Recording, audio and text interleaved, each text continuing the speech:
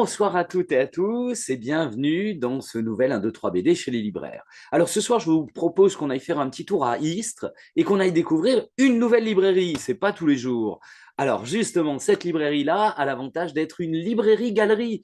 On va découvrir l'ensemble avec Nicolas Sanchez. Allez, on le retrouve. Salut Nicolas. Eh ben, salut Christophe, bonjour. Bonjour. Eh bien écoute, c'est un plaisir déjà de découvrir une nouvelle librairie-galerie parce que ça a Eh oui, l'avantage d'être à la fois librairie et à la fois galerie.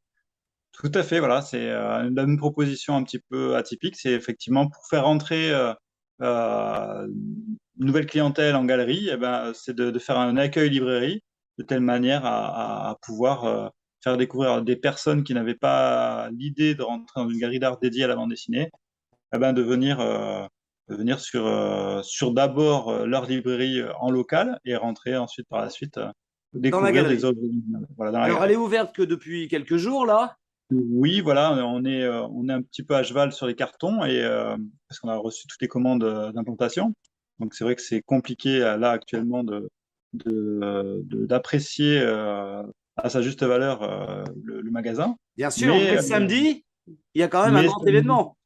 voilà, donc samedi, l'inauguration officielle de la boutique, donc avec un parterre d'auteurs, d'artistes et d'élus locaux et de personnalités autour de l'inauguration du magasin et de la Alors, galerie d'art. rappelle-nous l'horaire et puis l'adresse. Alors l'adresse c'est 22 avenue Hélène Boucher, 13 800 Istres, donc ça ville d'Istres. Et donc, l'horaire, on nous fera donc un cocktail à partir de 18h30 sur la boutique. Voilà. Super, et en plus, bah, je serai là, dis donc, ça va être Et formidable. ben, voilà, Christophe, tu seras parmi nous, effectivement. Tu auras le plaisir de nous donner ton avis sur la qualité de la boutique et si le pari est tenu, quoi. Ah ben écoute, mais ça sera aussi l'occasion de faire découvrir à tous mes téléspectatrices et téléspectateurs le lieu. Donc ça Et- sera sympa. Donc je ferai plein de live. Ah, ben, c'est un vrai plaisir. Je te remercie. Alors, quel est le premier album que tu as choisi de nous présenter justement pour ce Alors, 1, 2, 3 BD?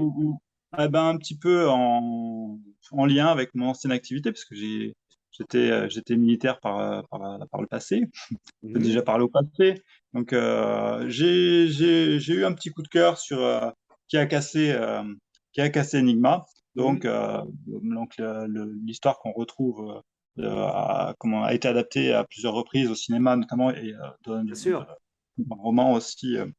Donc là, on a une version BD qui est arrivée il y a quelques semaines, donc chez Nouveau Monde Graphique, Mhm. où donc là, moi j'ai trouvé que eh ben, le dessin était très bien tenu, euh, donc par Donna Corso, Mhm.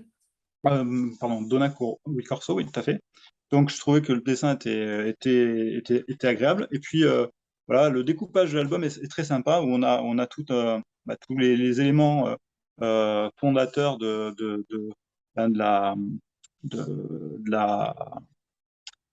vraiment de la réussite D'avoir cassé le code. du décodage d'Enigma. Donc ça a pris beaucoup d'années.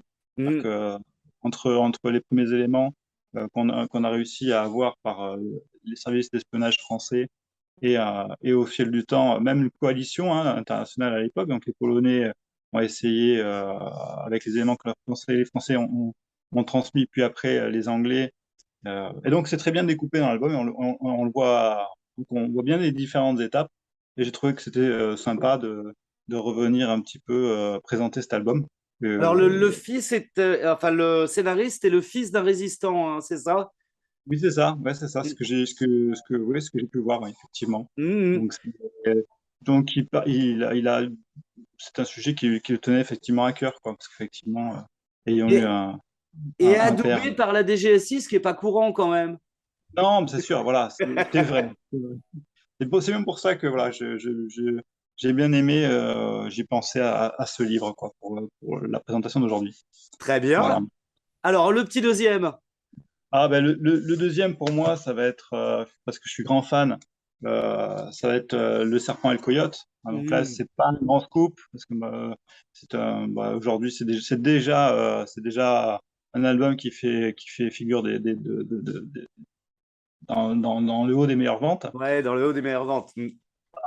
Donc moi, je suis fan absolu de Mats, hein. Mm. Parce que, bon, pour moi, c'est un super scénariste, notamment dans toutes les séries, dans tous les albums, pardon, bah, de tous les thrillers et tous les Ouais, polars Corps qu'il et a âme et réalisés. compagnie, super. Exactement, Corps et âme, Balle perdue, Tout à et fait. ainsi de suite. Donc ce sont des choses, enfin, ce sont des livres qui me parlent beaucoup, toujours très bien écrits. Et là, donc, nouvelle collection signée, hein, avec Xavier au dessin, et on ne présente plus non plus Mm. Philippe Xavier. Donc bah là, une histoire toujours pareil, assez mystérieuse sur Joe. Hein, donc on ne sait pas qui est Joe au départ, mais un homme solitaire qui, qui, qui mène sa route. Et on apprend au fil du temps que Joe n'est pas un simple bonhomme solitaire. Donc il a un vécu, un passif très, très lourd. Et donc, toujours dans la magie des scénarios de Matt. Mm. Je ne vais pas dévoiler forcément, spoiler l'histoire parce que c'est un one shot, mais c'est vraiment très très bien. Je le Ouais, conseille puis vivement. c'est ouvert sur les grands espaces américains, là, puisqu'il traverse avec son camion. Et effectivement, les décors sont sympas. Et Ah puis le bah, personnage est particulier. il est très particulier, voilà. Et bon, après, il parle à son coyote, hein, tout au long Et voilà, il parle à son coyote. On ne sait pas comment il s'appelle d'ailleurs, le coyote, hein, tout au long de l'histoire. Si, il a donné un nom, mais je ne me Ça rappelle change plus le toutes les nom. 5 minutes. À la fin, il s'arrête sur un truc quand même, hein. Non, mais très bon livre. Très bon Ouais, livre. excellent. Excellent choix. Et puis le dernier, alors qui est plus Alors, le ancien. dernier- alors parce que j'ouvre la librairie et parce que je pense qu'il est important aussi de défendre le fond. Bien sûr.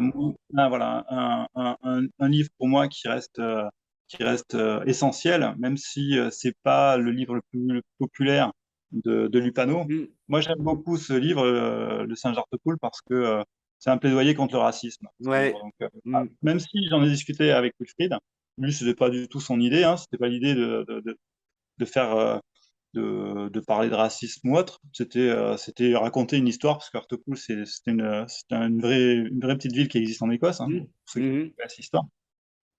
Et donc, on appelle les habitants d'Hartlepool, encore aujourd'hui, les pendeurs de singes. Et quand Wilfried Lupano a eu vent de cette histoire, il a voulu bah, fantasmer une histoire pour savoir comment on pouvait en arriver On est arrivé à, là. on arrivait là, arriver à pendre un singe. Et bon, bah, l'histoire est très bien menée. Au dessin, c'était Moreau voilà, pour moi, c'est délicieux aussi graphiquement. Et donc, je trouve que voilà, quand on a lu ce livre, on peut transposer effectivement à ce qu'est l'être humain et ce pourquoi on arrive à faire des guerres et ainsi de suite. Donc, Mm. c'est voilà, la méconnaissance de l'autre, la peur de l'autre et ainsi de suite. Et donc, tout est bien résumé d'une certaine manière dans ce livre parce que, effectivement, sans spoiler l'histoire, à la fin du livre, le singe est pendu. Mais Mm. pour quelle raison on arrive Et à oui. pendre un singe? Mm. Eh ben, c'est tout l'intérêt de ce livre, quoi. Non, Donc, non, c'est c'est pour vrai que ça que c'est bien pour rentrer aussi dans l'univers de Lupano et puis après enchaîner avec Blanc autour, avec les vieux fourneaux, etc. quand on a vu les lieux fourneaux Watt, c'est sûr que voilà, bon, c'est une lecture qui est assez différente, mais voilà, pour moi, je dirais que c'est pas mon essentiel, mais presque Mhm. dans ma librairie, quoi. Parce qu'il y en a bien d'autres, mais celui-là est important. Eh bien, Voilà. écoute, très bien de le remettre au goût du jour. Effectivement, c'est important de reparler du fond de la bande dessinée. Nicolas, je te remercie beaucoup. J'invite mes téléspectatrices et téléspectateurs à se précipiter à Istres, enfin ceux qui Ah, habitent ben, à côté. Et puis, oui, moi, je suis ravi d'arriver vendredi ou samedi pour découvrir la galerie ah, ben, avec grand plaisir. et assister au J'accueille vernissage. les bras ouverts. Merci à vous. Merci à toi, À Christophe. bientôt, Nicolas. Enfin, très, très vite même. Allez, salut. Ciao. Merci.